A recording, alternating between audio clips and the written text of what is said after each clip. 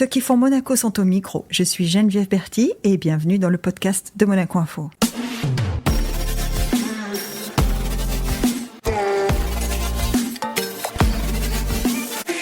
Notre invité du jour incarne l'engagement et la réussite dans le monde professionnel et humanitaire. Une femme avec une voix influente en tant que membre du conseil de TEDx Monte-Carlo et qui détient le titre de fondatrice, membre d'honneur des Femmes Leaders Monaco. C'est une mère de famille aussi, passionnée aussi par les mots. Elle crée donc Au cœur des mots, une association qui se consacre à promouvoir l'égalité des droits et la non-discrimination. Bonjour, Hilde Hannes.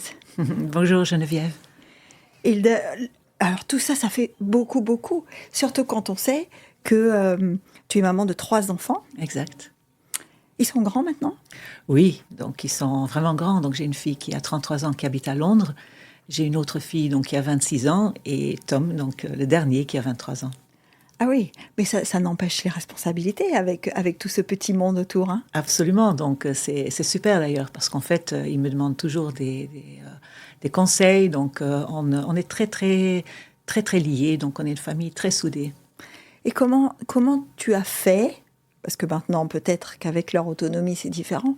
Mais il n'empêche que tout ce dont on vient de parler, tu l'as fait aussi avec des enfants plus jeunes.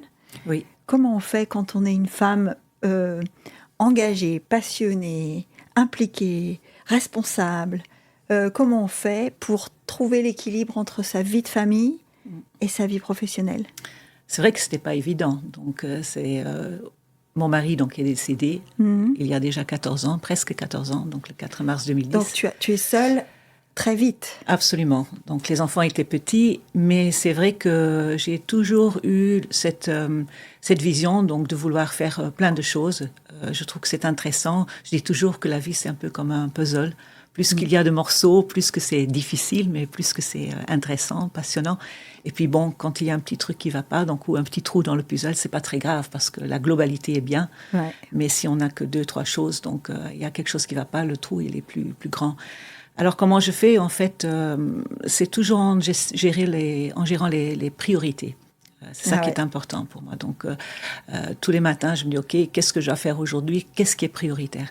Alors, c'est vrai que quand les enfants étaient petits, parfois, la priorité était de dire, OK, je vais aller avec eux à l'école pour une sortie.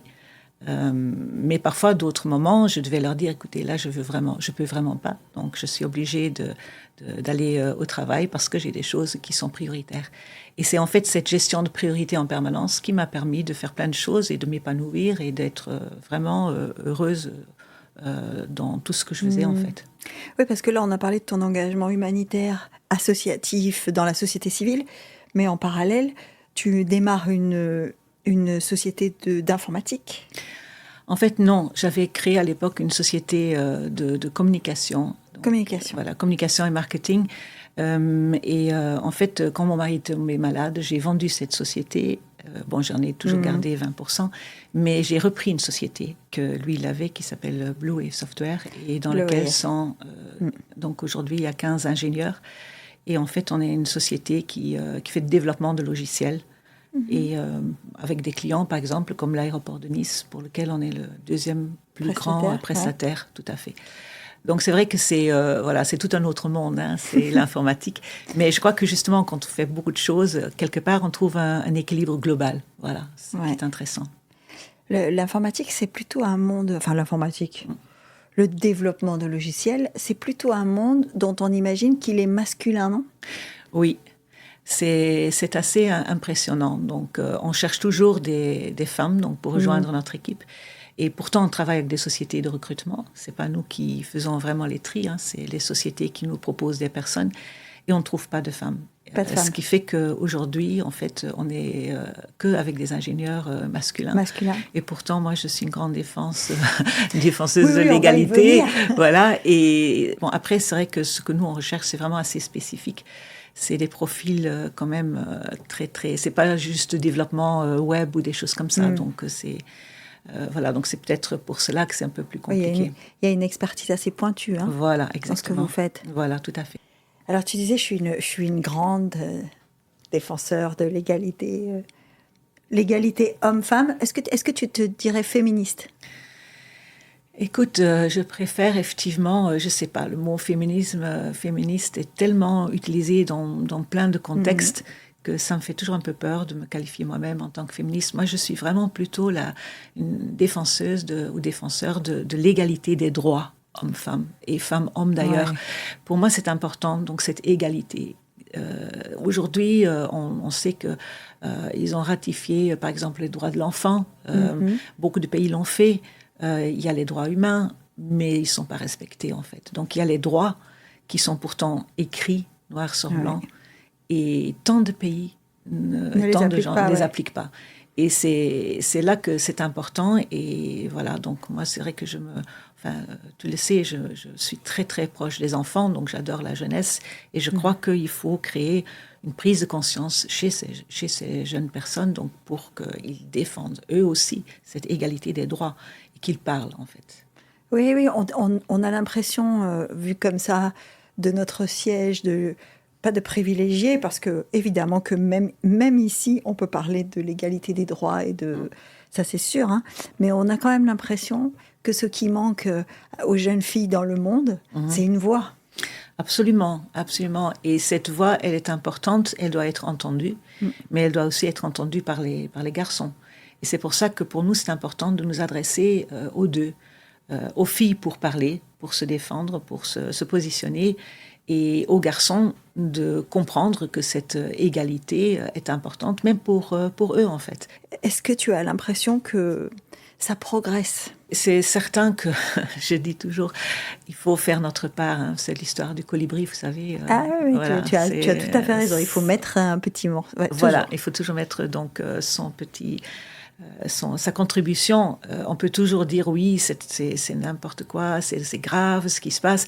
Mais quand on fait rien, je veux dire, on fait rien. Il n'y a rien qui avance. Donc même si dans chaque classe il y a un ou deux enfants qui changent un peu de comportement, donc, ou qui est un garçon comme celui que j'avais vu donc, au Liban qui disait oui, maintenant c'est moi qui va défendre parce qu'avant je ne croyais pas qu'il y avait une inégalité, parce que chez moi à la maison, mes sœurs et tout, mais maintenant que j'ai entendu tout ce qu'il y a, je suis devenue moi-même un grand féministe, il a dit même d'ailleurs, c'était marrant.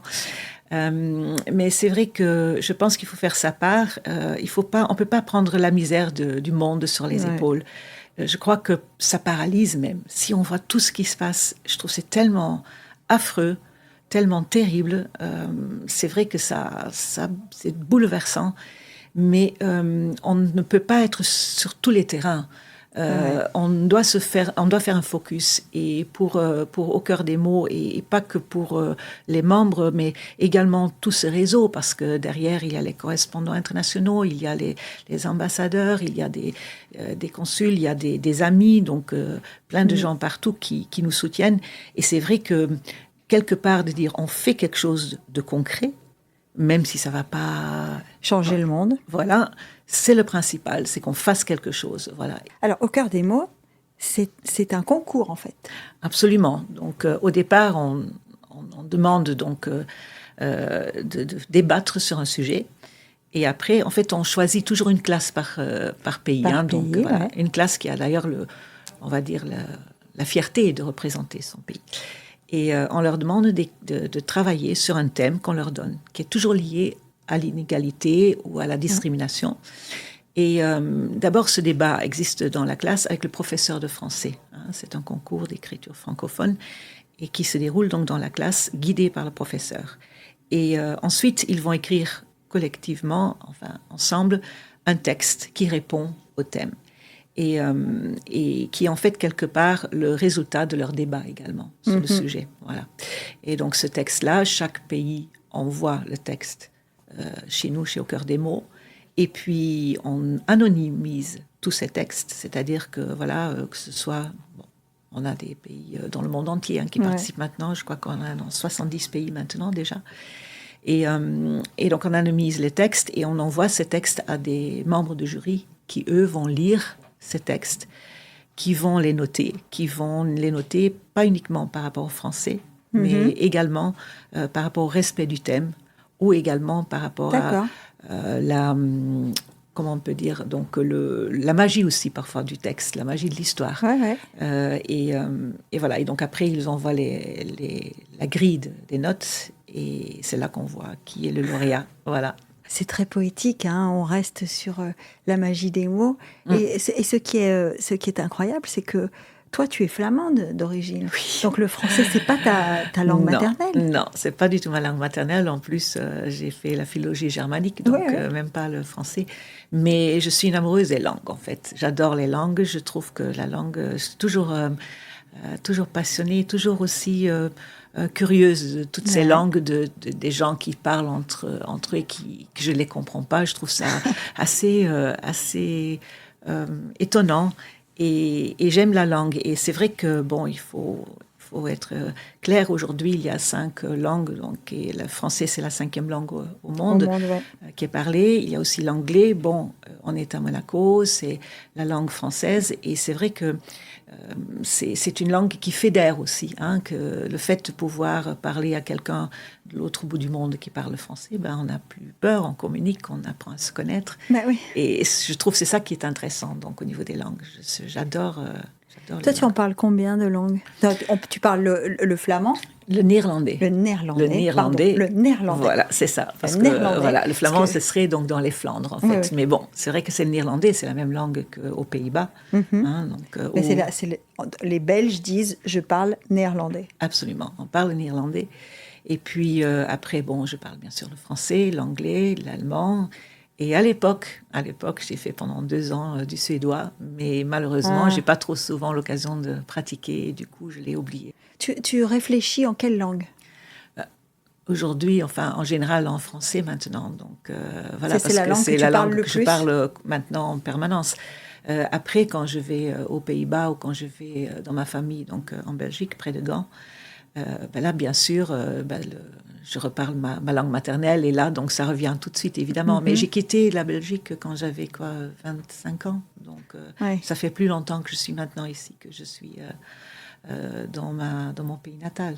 Donc, et tu arrives ici comment d'ailleurs? Écoute, en train.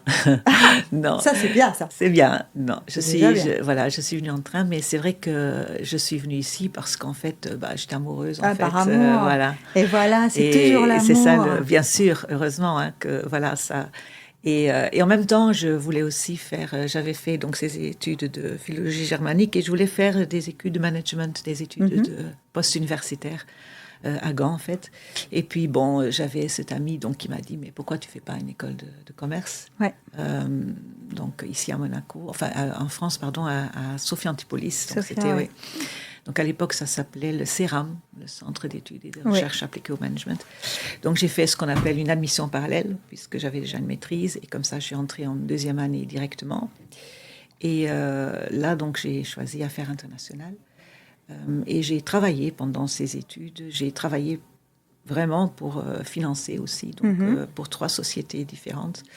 Dès que j'avais 1 heure ou 2 heures, voilà, donc j'allais donc dans cette société à Sophia Antipolis et puis à la maison, je faisais des traductions, voilà. Et je suis tombée très vite dans l'informatique et c'est pourtant pas forcément quelque chose qui me mais voilà, donc c'est le hasard et puis voilà, donc les choses se sont déroulées après d'une manière fluide, naturelle et voilà. Et aujourd'hui, si je te demande quand tu penses je suis chez moi, c'est où? Pour moi, chez moi, c'est Monaco. Bien sûr, chez moi, c'est Monaco, évidemment. C'est vrai que bon, j'ai mes enfants ici, ils sont tous allés à l'école, j'ai tous mes amis, j'ai ma vie sociale, j'ai mon entreprise. Je me sens avec énormément d'affection pour Il y a des vrais liens. Des vrais liens. C'est un pays que je trouve aussi très intéressant parce qu'il y a toutes ces nationalités. Je trouve ça formidable que tous ces gens, toutes ces cultures, toutes ces personnes peuvent travailler et vivre ensemble. En toute tranquillité, calme. Je trouve ça très intéressant, même au niveau professionnel. Donc, on travaille avec des clients à des nationalités différentes aussi. C'est toujours un challenge également de s'adapter à chaque fois à des cultures. Mais c'est vraiment mon esprit. Donc, On disait tout à l'heure que ce qui manque aux jeunes femmes, aux jeunes filles, c'est une voix. Et ce qui manque aux femmes, plus âgées aussi. Parce que là, on a évoqué peut-être l'accès à l'éducation, ou quelque chose qui... Mais il y a aussi des femmes qui sont aujourd'hui dans la vie active ou qui sont dans la société, qui ont déjà des âges plus avancés et dont les droits ne sont pas respectés non plus. Absolument, absolument. Et c'est là que c'est très important de parler. C'est aussi dans ce cadre que c'est important de faire partie donc, et d'agir au sein du comité des droits des femmes. Hein, donc, avec Céline Catalorda. Absolument, qui fait un travail incroyable. D'ailleurs, ça... mais c'est vrai qu'il faut donner la parole aux femmes, il faut les écouter. Et franchement, donc, je me rappelle une anecdote, si tu permets. Donc, j'étais avec le comité des droits des femmes. On était à Carrefour cette journée, donc à Carrefour. De sensibilisation, Voilà, absolument. Donc on avait un stand et il y a un monsieur qui vient avec sa femme. Et puis le monsieur, il me dit qu'est-ce que vous faites là? Donc pourquoi vous pensez qu'il y a des femmes qui vont venir? Est-ce qu'il y a des femmes battues, etc. J'ai dit, écoutez monsieur, donc ce qui compte, c'est qu'on soit là. Et si toutefois, même dans tout le centre commercial, il n'y a qu'une seule femme qui vient nous voir et qui a besoin de nous, donc, ou qui a besoin de renseignements. Et puis il me continue, il me regarde comme ça, il me vient un peu plus proche de moi, il me dit oui, mais ce matin, vous savez, il y avait plein d'animaux, donc des dauphins qui ont été massacrés. Alors qu'est-ce que vous en dites de ce genre de choses? Alors je lui ai dit, monsieur, écoutez, c'est terrible, mais toute forme de violence est à proscrire évidemment. Hein, donc la violence contre les animaux, les violences contre les enfants, les violences contre les femmes. Et je me suis dit, c'est étonnant ce comportement, donc cette réflexion. Je pense qu'il faut se dire que la violence est présente dans tout endroit, dans toute classe sociale, dans tous les endroits. Et maintenant de pouvoir parler, mais après derrière, il faut que ce soit suivi par des faits au niveau de la loi. Je pense que ce qui est terrible, c'est que d'entendre qu'il y a par exemple, je sais pas, plus de 60 plaintes, qu'il n'y a que 8, je crois, devant le tribunal et que 2 condamnations. Pourquoi? Parce qu'il y a un manque de preuves. Donc moi, je dis, communiquons sur le fait qu'il faut des preuves, il faut avoir des preuves. Parce que j'imagine donc toutes ces femmes qui, à un moment donné, ont déposé plainte et que ça n'a pas abouti. Ça n'a pas abouti. Et qu'elles doivent retourner. Les preuves de raconter tout ça pour Exactement. pas avoir de solution. Quoi. Et elles doivent retourner chez elles et donc elles vont être rayonnées. Donc ils vont dire, mais regarde-toi, ça sert à rien, donc personne t'écoute. Et c'est ça souvent. Donc personne t'écoute, personne te croira. Et c'est là qu'il faut, je pense, vraiment agir. Là, il y a vraiment des choses à faire. On est femmes toutes les deux. Moi, je trouve ça tellement injuste qu'on ait besoin d'avoir une journée des droits des femmes, déjà. C'est tout à fait ça, en fait. On devrait, tous les jours, ça devrait être une priorité. Mais en même temps, c'est important d'avoir une journée où il y a vraiment un focus sur cette problématique. Malgré le fait que tous les jours, il y a des horreurs, que ce soit en Afghanistan, que ce soit en Iran, que ce soit au Mali, que ce soit au Niger aussi. Donc, franchement, il y a tellement... c'est des pays aussi où on fait des viols donc, terribles en permanence, où on essaye de détruire la famille.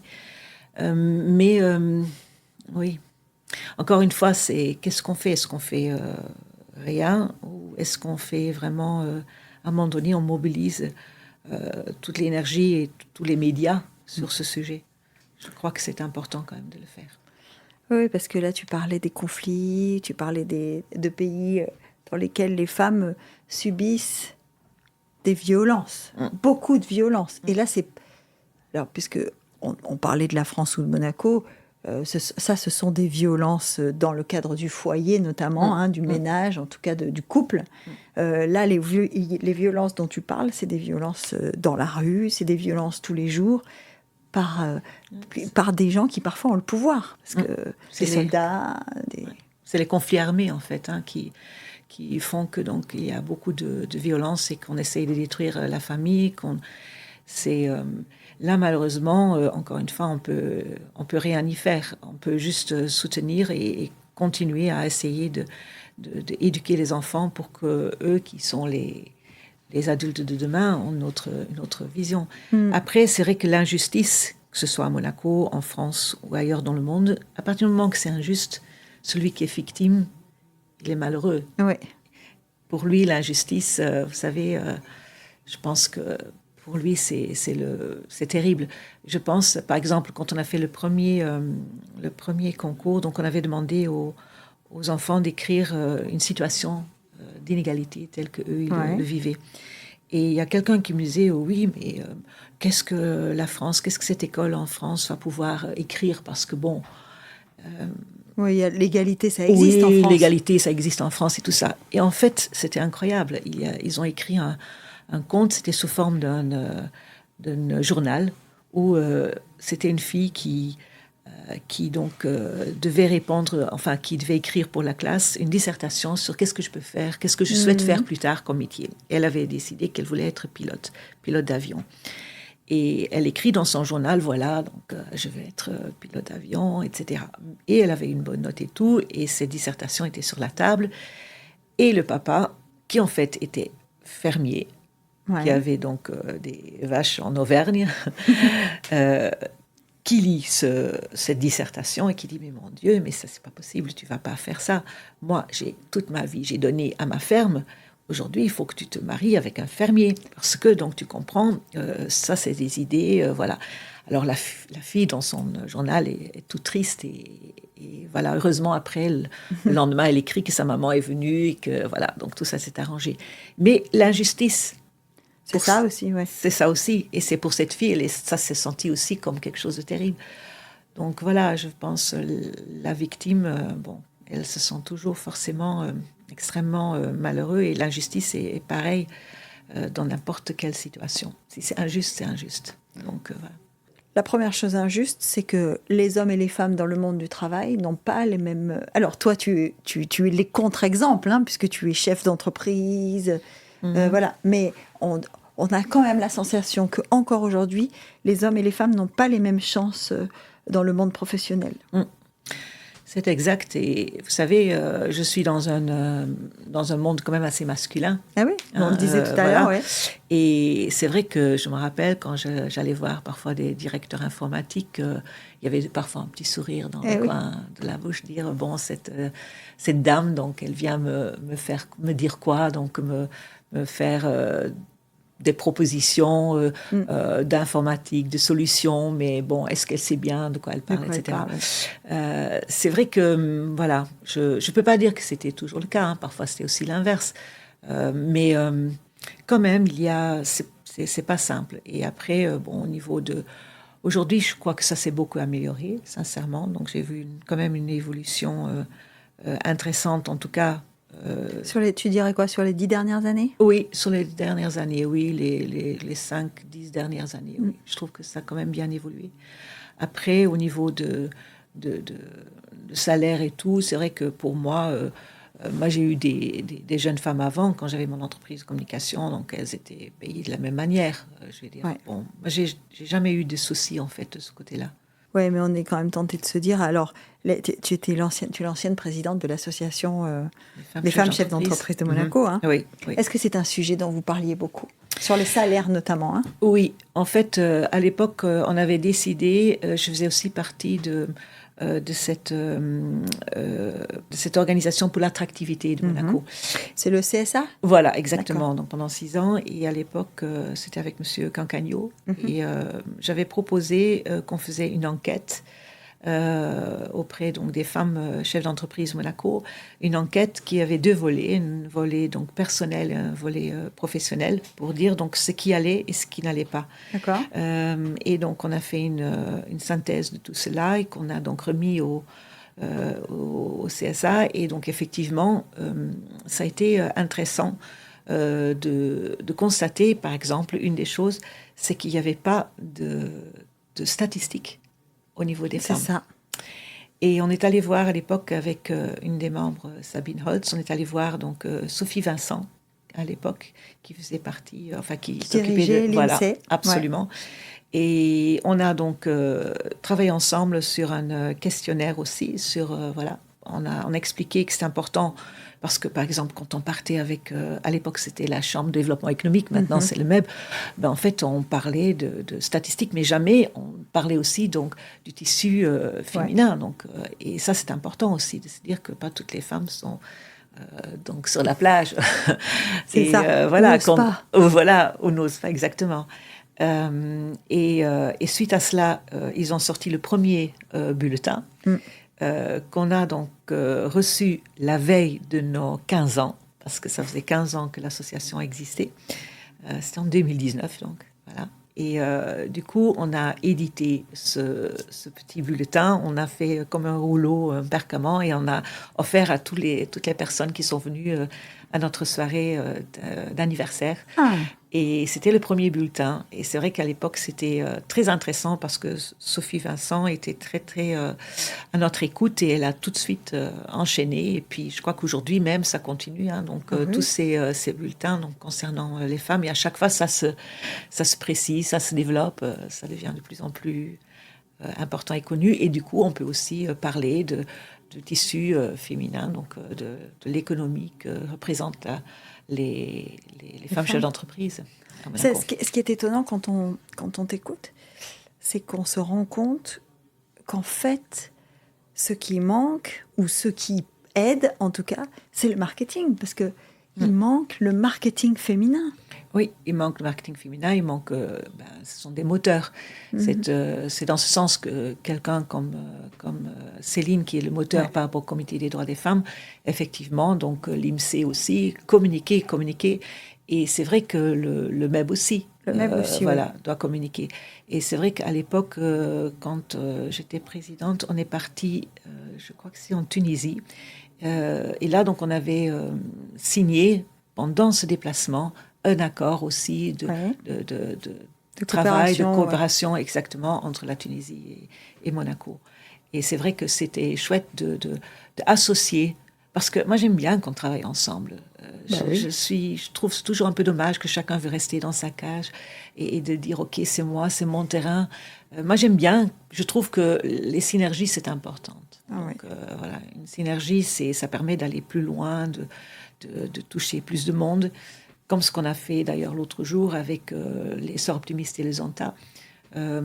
Voilà, au cœur des mots, les Sœurs Optimistes et les Zonta, on a organisé une très grande soirée donc, sur l'Afghanistan, où donc, nous avons... c'est les 3 associations, on a travaillé ensemble et c'était vraiment formidable, même si c'est pas facile de travailler ensemble, parce que déjà le problème d'agenda, mais j'ai trouvé ça très chouette d'avoir des intervenants qui venaient du Zonta, les Sœurs Optimistes qui ont communiqué un maximum, et puis au cœur des mots qui ont amené des femmes... donc vraiment des femmes afghanes qui ont fui leur pays et qui ont raconté leur histoire. Et c'est vrai que ça devient très concret. Il n'y a personne qui sort de la salle sans être touché. Il y a beaucoup de personnes, même vraiment beaucoup, qui ont eu des larmes aux yeux et qui ont pleuré même. Parce que bon, c'est là que tout d'un coup on touche du doigt. C'est pas juste on entend parler. Là, on entend des histoires vraies de femmes qui... C'est concret, voilà, quoi. C'est concret, exactement. Est-ce qu'il y a des moments quand on s'occupe de toutes ces femmes, quand on les écoute, est-ce qu'on a des moments de découragement? Oui, parfois on se dit aussi, mince, c'est sans fin, hein, comme tu as dit tout à l'heure, hein, est-ce que ça change concrètement? Mais il suffit juste d'avoir ce contact avec ces jeunes, avec ces écoles. On fait des zooms avec eux, hein, donc on fait des zooms, et que c'est vrai que quand on fait un zoom avec une école à Djibouti par exemple, ou au Qatar, ou l'Australie, voilà, c'est formidable. Voilà, là c'est très stimulant et il faut garder ce contact direct. Tu sais, nous, je dis souvent, pour nous, notre travail se fait dans les classes, dans les écoles.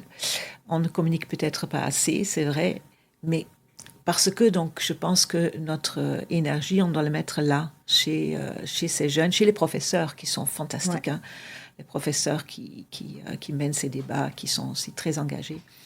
Et c'est vrai que parfois c'est lourd, parce que c'est vrai que c'est un projet lourd, donc de trouver toujours les écoles, de travailler là-dessus, travailler sur le thème, voilà, c'est du travail, c'est clair, hein, mais bon, c'est vrai qu'il y a les soirs, il y a le week-end. Voilà. Comment vous faites pour le financement? Alors pour le financement, donc on a toujours eu de l'aide de l'Organisation internationale de la Ah, francophonie, voilà. donc qui nous aide. Bon, c'est pas des budgets faramineux. On a bien sûr aussi toujours un peu d'aide de Monaco. Mhm. Euh, et Vous c'est avez vrai du que mécénat? on a du mécénat. Donc il y a certaines sociétés de Monaco parfois qui nous donnent comme Ah, ça un chèque, oui. Voilà. Et après on a des membres, bien sûr. On a des membres qui sont des membres qui donateurs qui décident de faire un ouais. don. Voilà. Après, c'est vrai qu'on a nos livres, parce que tous les textes, on les réunit dans des livres. Hein, donc, et les livres, on les vend également. Ah, Donc, ça ouais. donne également donc, un revenu. Et puis, bien sûr, les cotisations aussi. Eh ben oui, Voilà. c'est sûr, hein. Et puis, Ça aussi, voilà. ça demande un travail colossal de réunir cet argent. Oui, oui. Et puis, on a eu aussi donc, une vente aux enchères pendant Ah le oui. concours aussi, donc pendant le gala. Combien vous êtes? Alors, on va dire en groupe, le groupe total est autour de 65 personnes, mais par Mhm. contre, donc, on a ce qu'on appelle, nous, un groupe de membres actifs. Ce sont des personnes qui œuvrent quand même, Oui, je ne qui vais pas font. dire au quotidien, mais qui travaillent donc d'une manière très régulièrement donc, avec le bureau. Et là, on est une vingtaine. Voilà, on est une vingtaine. Et ce sont des femmes qui sont là depuis toujours, qui sont des femmes très engagées, de nationalités différentes, et chacun a un peu sa spécialité. Voilà. Et comme Ouais. ça, on se partage un peu le travail. On ne fait jamais les choses toute seule. Hein, donc Mais c'est ça, voilà. c'était ce Il que j'allais te faut. dire. En fait, alors, si tu devais choisir, tu serais sport individuel ou sport collectif alors? Moi, j'aime bien le sport collectif, mais c'est vrai que j'ai déjà pas le temps pour faire le sport, et certainement pas quand c'est à des moments bien précis. Donc, si je pourrais faire du sport, ce serait plutôt de ce côté-là individuel pour pouvoir le faire quand ça m'arrange, donc quand je peux le faire. Hein, donc, nager, peut-être de golf, c'est de n'avoir besoin de personne pour pouvoir faire du sport. Ah C'est bien, ouais, c'est voilà. bien, ouais. Mais, Parce que quand Hilde ne fait pas tout ça, qu'est-ce qu'elle fait? C'est quoi tes... Alors, si tu as le temps d'avoir des hobbies, je sais pas, hein. oui, j'adore lire. Ah, J'adore lire. J'adore mais lire oui. près de la cheminée dans ma campagne avec mon chien. Là, c'est le bonheur. Après, le matin, je prends mon café, je fais le tour dans mon jardin. Je suis quelqu'un, j'adore la nature. J'ai un besoin vraiment viscéral de la nature, La des arbres, nature. de respirer cet air pur, et de me connecter, entre guillemets, que ce soit au ciel et à la terre. Je Mhm. trouve que c'est fantastique, la nature. C'est quelque chose enfin, c'est très généreux, c'est ressourçant. Ça a toujours été aussi un peu comme un pansement pour mes Ouais. plaies à l'époque, plutôt que des médicaments ou des médecins. C'est vrai que la nature, c'est quelque chose qui remet les choses aussi en perspective, parce que c'est tellement grand, tout est grand, et puis on est tellement petit Ah oui. que du coup, nos soucis, nos problèmes, franchement, ça m'a beaucoup aidé. Et j'ai beaucoup de gratitude par rapport à ça, de cette possibilité de finalement, sans que ça coûte 1 euro, juste de regarder, Ouais. de contempler. Contempler la nature, ça Voilà, coûte zéro, ça c'est ça coûte sûr. zéro. Et c'est vrai que ça m'a énormément aidé. Donc ça, j'adore faire des balades aussi. Puis bien sûr, voyager, j'adore voyager. Hmm. Et puis, Est-ce que tu as bon, fait le tour du monde ou pas? non, j'ai fait pas mal de pays. Le pays donc, auquel je pensais tout à l'heure par rapport aux conférences, je ne trouvais Hmm. pas, c'est le Pakistan. Donc voilà, c'est là Ouais. le plus loin que j'étais, à Karachi. Et non, j'ai pas fait Mon le Dieu, tour à du monde. Karachi, île de blonde, indépendante, autonome, chef d'entreprise qui arrive, ça a dû quand même faire pas un Oui, paradoxe, mais en tout cas, oui, oui, un paradigme au moins, hein.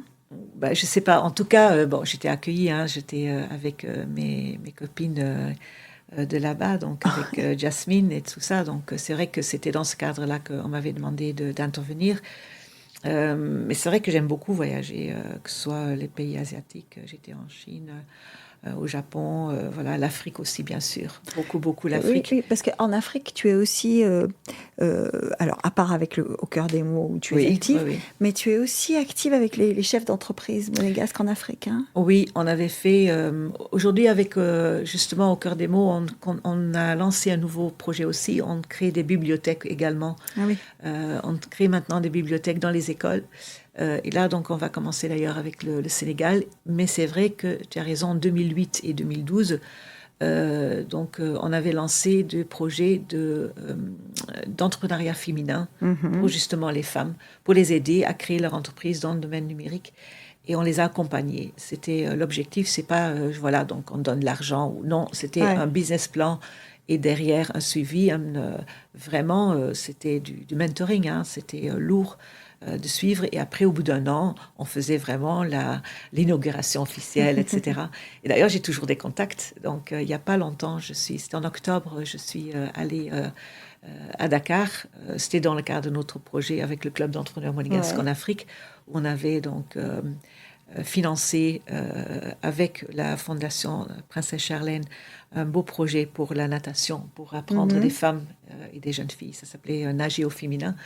Et quand je vais là-bas, j'en profite de revoir les femmes qu'on avait aidées à l'époque, en 2008-2012, et même des jeunes, donc aussi des écoles. Voilà. En fait, quand je me déplace, je pense pouvoir en général prendre 1 ou 2 jours de repos, et en fait, pas du tout. Chaque fois, je me retrouve avec plein de monde, des gens qui on se retrouve, et c'est le bonheur. C'est très sympa.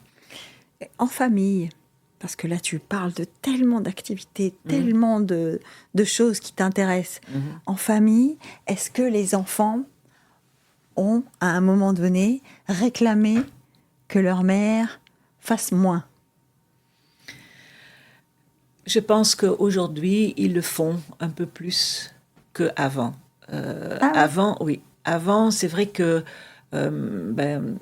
je sais pas, ils étaient plutôt fiers de leur maman, ils étaient contents, puis je les intégrais aussi dans tout ce que je faisais. Oui, ils voyageaient avec toi, ils faisaient des choses dans les associations avec absolument, toi. Donc voilà, d'ailleurs Lisa même aussi. Tom.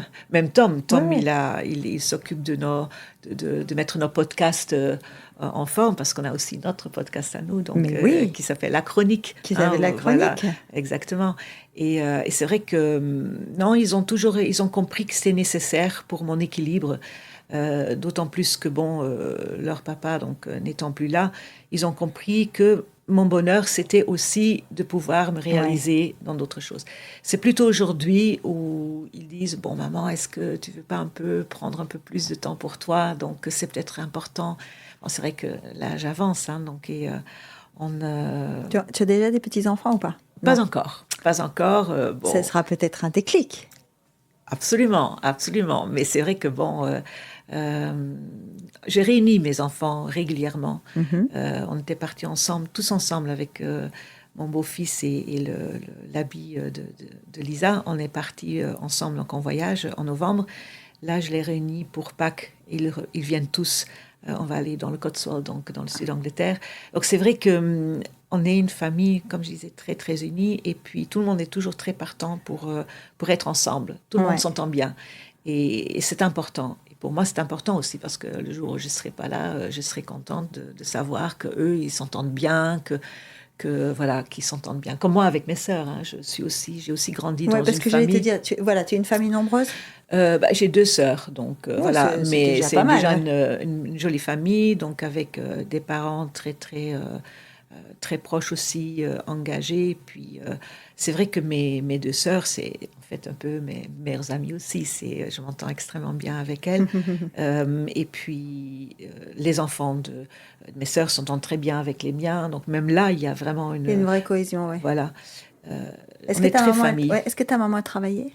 Ma maman et mes 2 parents étaient dans l'enseignement, oui, absolument. Oui. Donc ma maman travaillait, mon père aussi. Et puis tous les 2 très sportifs aussi, beaucoup de tennis. Dans la région de Gand, c'est ça que tu disais? Oui, près de Gand, tout à fait. Donc c'est une très belle ville, Gand. Les gens ne pensent pas voyager et visiter la Belgique, mais les Flandres, Gand, Bruges, ça vaut la peine. C'est vrai qu'on peut facilement passer quelques jours dans ces 2 endroits magnifiques. Et il y en a d'autres. Il y a Anvers, il y a Knokke-le-Zout. Voilà, c'est vrai que ce sont des endroits très sympas. Et voilà. Et quand je retourne là-bas, j'ai toujours beaucoup de bonheur de revoir les gens que je connaissais d'avant et qui me disent Hilde, tu n'as pas changé. Je crois que ça, c'est le meilleur super, compliment ça. qu'ils peuvent me faire. Mais oui. Hilde, tu n'as pas changé. Donc, Parce voilà. que tu as des amis autour de toi qui sont des amis de cette époque-là, de Oui. l'époque de Gand. Oui, absolument, absolument. J'ai des amis, donc même j'ai une amie qui s'appelle Hilde aussi. Et je devais avoir 5 ans ou quelque chose comme ça quand je suis arrivée dans cette classe. Et elle m'a dit, je me rappelle toujours comment tu étais habillée parce que pour la première fois, je voyais quelqu'un d'autre qui s'appelait Hilde. Et aujourd'hui, on a toujours contact. Elle habite en Ardèche. Elle est en France. Elle est en France aussi, donc voilà. Et puis j'ai aussi, bien sûr, contact avec des amis de l'université, beaucoup de copains, des copains qui sont ingénieurs, des amis qui, voilà. Donc ça, c'est un petit peu le miracle de Facebook aussi. Bon, tout d'un coup, on reçoit un message d'un tel, oh, ça fait combien? Ça fait 40 ans qu'on ne s'est pas vu. C'est un choc, hein. Et on a des enfants qui ont le même âge et qui sont plus âgés que nous on avait à l'époque quand on se connaissait. Mais j'ai toujours le contact et quand je vais en Belgique, je les vois aussi de temps en temps. Donc, Alors, tu es fidèle, toi? Je suis très fidèle. Je suis très fidèle. Je trouve que c'est très important d'être fidèle. Fidèle dans l'amitié, fidèle dans l'amour, fidèle dans également... dans l'engagement. Dans l'engagement, dans ses convictions. Dans ses convictions. Voilà, il faut être cohérent aussi avec soi-même et je pense que c'est là-dedans, on se sent bien. Quand on se lève le matin, on est en phase avec qui on est. On ne peut pas se mentir ou commencer à essayer d'être quelqu'un qu'on n'est pas. Ça ne se fait pas, je trouve. Alors, comment Tom fait? Parce que finalement, Tom, il est entouré de femmes. Oui. Alors, il me dit toujours, tu sais, maman, je sais très bien m'y prendre, j'ai grandi avec les femmes. Mais bon. Ben oui, parce que l'avantage, c'est qu'il les connaît bien. Oui, il les connaît très bien. C'est un garçon, bon, je vais pas non plus trop parler de mes enfants, parce qu'évidemment, je suis maman, donc pas objective, mais voilà, c'est un garçon qui est extrêmement gentil et aussi très bien... très respectueux, très respectueux. Qui a perdu son papa vite. Hein. Oui, il avait 9 ans, Lise avait 12 ans, Marc en avait 18 ans. Donc c'est vrai que c'était très difficile, une période très difficile. C'est toujours un peu compliqué pour nous, même aujourd'hui, d'y penser. C'est vrai que, surtout quand aussi, qu'il y a des périodes, bien sûr, hein, les périodes de fête. De fête de famille, oui. Ou la période aussi où ça s'est passé. Toute cette période, c'était 5 mois, c'était très dur. Mais même aujourd'hui, quand il y a parfois même des très bonnes choses, des choses très positives, il nous manque. On aurait envie qu'il soit là, qu'il traverse la porte et qu'il dit voilà, me voilà. Je donne l'exemple, quand Marc s'est marié, c'est Tom qui a amené Marc à l'hôtel. Donc c'est vrai que voilà, ce sont des moments... C'est l'homme de la famille. C'est l'homme de la famille. On l'a jamais mis cette responsabilité sur ses épaules, mais c'est quand même quelque part d'une manière automatique qu'il a pris aussi cette... voilà, c'est aussi quelqu'un qui est très calme, qui est très posé. Puis nous, les femmes, on est parfois un peu plus... voilà, et Tom, il est là, il calme la chose. Donc, non, c'est bien, c'est bien. La famille, c'est très équilibrant, je trouve. Et je pense que c'est sûr que quand on a une famille forte, on a plus de potentiel pour donner aux autres parce qu'on a plus soi-même. Hein. Oui, je pense aussi. Je pense que c'est un des mystères. Mais c'est vrai qu'on doit aussi être un exemple pour nos enfants, comme mes parents ont été quelque part aussi mon exemple. C'est vrai que quelque part on transmet. Et ces transmissions, je pense que c'est peut-être aussi ça qui, quelque part... Moi, j'étais aussi prof pendant une année, donc j'étais prof en terminale et en première en Belgique, oui. Donc, je pense que cette idée de transmission, c'est quelque chose qui... Ça va avec l'humanitaire et les conférences, hein. Absolument. C'est-à-dire qu'on est dans un monde qui se ressemble, hein. L'enseignement, les conférences, quand on partage son expérience, quand on parle d'un sujet pour donner ses arguments... On est aussi dans une sorte de transmission. C'est ça, c'est ça. Mais c'est vrai que donc quand j'étais prof, j'avais des élèves aussi qui avaient à peine plus jeunes que moi. Plus jeunes que toi. Voilà. Et puis c'est vrai que mon papa était aussi professeur, et puis maman dans l'enseignement. Et puis à un moment donné, j'étais en plus embauchée tout de suite dans l'école dans laquelle j'avais été, dans mon lycée. Donc mes anciens professeurs devenaient mes collègues. Et tout d'un coup, je me suis sentie coincée. Je me suis dit, oula, non, ça ne peut pas être ça toute ma vie. Et du coup, je voulais faire de l'entrepreneuriat. Donc, et c'est étonnant parce que ce n'était pas forcément dans les gènes au départ. Tu dirais que sur le moment, quand tu fais ce choix, tu prends un risque? Oui, bien sûr, tu prends un risque parce que voilà, tu mets le pied dans l'inconnu. Mais je n'ai pas trop peur des risques, en fait. Je pense qu'il faut oser.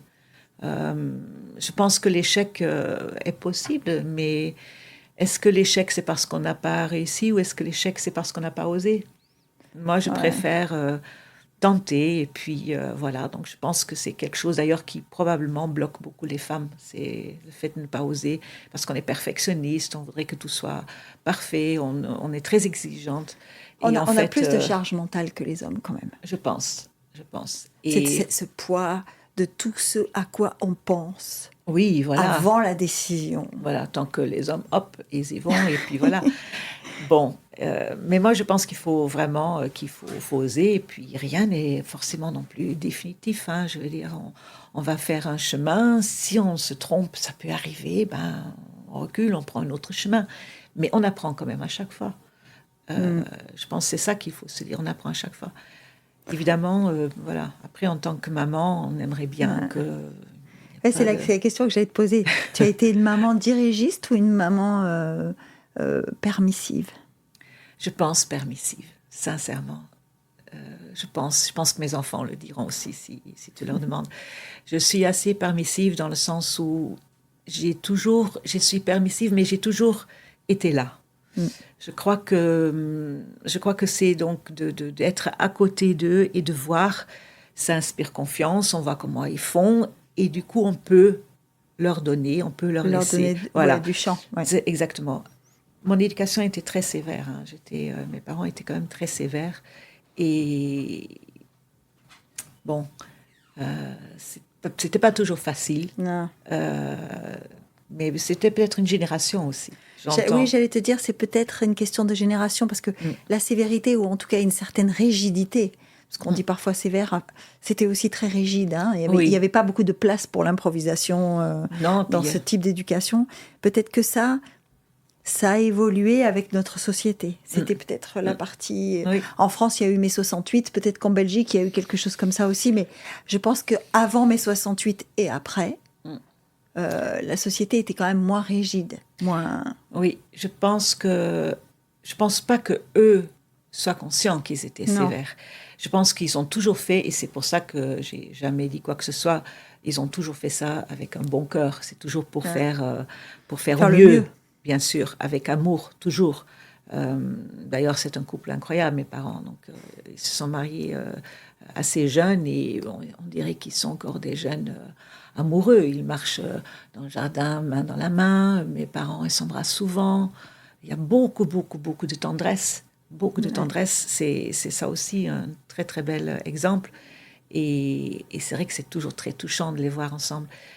Alors, c'est vrai que 3 filles, peut-être qu'ils ont dit, oh là là, 3 filles, c'est, voilà. 3 filles. Voilà, 3 filles, voilà. 3 jolies filles. Je me rappelle, on était dans le sud de la France, et puis, je sais plus, on devait avoir 15 ans, 16, 17, parce qu'on a qu'un an de différence. Moi, j'avais même pas 17 ans, je pense que c'est plutôt 14, 15, 16. C'est toi la plus âgée? C'est moi la plus âgée, oui. 1 an à chaque fois. Et c'était à l'époque à Tourette-sur-Loup. Il y avait la fête du village. Et puis les garçons venaient crier en dessous de la fenêtre pour qu'on puisse venir avec eux au bal. C'était pas possible. Hein. Donc mes parents ont fermé les fenêtres, hors de question. Ils trouvaient ça incroyable que c'est... Bon, on était là, on s'est dit, bon, zut et flûte. Zut et flûte, hein. Voilà. Oui, vraiment zut et flûte. Voilà. Est-ce qu'on se rend compte assez vite qu'on est jolie ou pas? Parce que si il y avait des garçons qui venaient réclamer que vous alliez au bal, c'est qu'ils vous trouvaient jolie. Donc, est-ce qu'on s'en rend compte assez vite qu'on est jolie? Je sais pas, ça n'a pas été une préoccupation en fait. Ouais. Je suis comme j'ai dit, toujours rester vraiment moi-même. J'adore mettre, d'ailleurs tout le monde le sait, un jean, une chemise, des bottes, c'est mon style. Je fais pas très attention, bien sûr, donc surtout avec l'âge, quand il y a quelqu'un qui vous regarde, bon, forcément, ça flatte l'ego. On est flatté, on va pas se mentir. Mais c'est pas quelque chose qui est important en soi. C'est plus le fait de prendre soin de soi, de dire que voilà, on se laisse pas aller. On se maquille, on ne lâche pas. Hein. Et par exemple, quand Christian est parti, pour moi, c'était très important que mes enfants continuaient à me voir comme une maman qui prenait soin d'elle, voilà. Cheveux, les mains, les yeux. Exactement, pas comme une personne qui est là dans le canapé, qui reste en pyjama toute la journée, qui ne sait pas ce qu'elle veut. Pour moi, c'est important d'avoir un certain maintien, posture, par respect pour moi-même et pour respect pour les autres. Voilà, c'est plutôt dans ce sens. Et puis, il y a... Voilà, être jolie, c'est en plus très subjectif pour beaucoup de gens. Donc voilà, c'est une question de goût et les couleurs. Donc ça ne m'a pas préoccupée, on va dire, voilà, honnêtement. Et tu n'es pas préoccupée par le temps qui passe ? Non plus. Non plus, mais alors, pas du tout. La seule chose que je peux peut-être dire, c'est le fait de ne peut-être pas encore avoir assez de temps pour faire tout ce que j'aurais envie de faire. Pourquoi pas encore apprendre des langues, voyager, voilà. Donc, mais sinon, le temps qui passe, l'âge, pas du tout. Et même, je sais pas, plus tard, la mort et tout ça, je trouve qu'il faut être conscient de ce qu'on fait le jour qu'on est là, au jour le jour, quand on se lève le matin. On revient à la liste des priorités du matin. Hein. Oui, c'est ça. Et puis de dire aussi que cette période qu'on a, de cette journée qu'on a devant soi, elle est toujours pleine de possibilités. Et moi, je suis aussi pour de se faire tous les jours un petit cadeau. Je trouve que ça aide beaucoup. Quand j'ai des gens qui sont un peu démoralisés, je dis mais fais-toi à chaque jour un petit cadeau. Ils ont dit oui, mais bon, c'est cher. Je dis non, pas du tout, parce qu'un petit cadeau, ça peut être un appel avec un ami, ça peut être un café. Alors c'est un cadeau, mais si on l'apprécie vraiment, c'est un moment de bonheur. Et la vie ne peut être pas qu'un seul grand bonheur, c'est des moments de bonheur, des petits moments de bonheur, des grands moments de bonheur. Et après, le temps qui passe, il passe pour tout le monde. Voilà, tout le monde vieillit au même moment. Et puis on apprend, et c'est intéressant aussi. Donc, non, moi, ça ne me préoccupe pas du tout. Et alors, qu'est-ce qu'on peut te souhaiter maintenant ? Ce qu'on peut me souhaiter, c'est effectivement peut-être un peu plus de temps pour... toi, pour moi-même. Oui, un peu plus de temps pour moi, perso, toute seule, moi-même. Donc, oui, voilà. Oui. Et puis une bonne santé, évidemment. Ça, c'est essentiel. Sans la santé, on ne peut rien faire. J'ai une toute petite alerte cette année. Je peux dire que là, tout d'un coup, on se dit waouh. On va trouver du temps. Oui, absolument. Donc, je crois que c'est ça qu'on peut me souhaiter. Et puis que tous ceux que j'aime aussi, qu'ils vont bien. Que ça se passe bien pour eux, parce que je trouve aussi c'est difficile d'être très heureux quand il y a des gens malheureux qu'on aime autour de soi. Mais voilà, et de se soutenir, voilà, donc d'être là les uns pour les autres. Merci Hilde, merci d'avoir passé ce moment avec nous. Merci beaucoup Geneviève, c'était un peu comme une discussion avec une amie. C'est très gentil. Oui, non, c'était très sympa, merci beaucoup. À bientôt. À bientôt.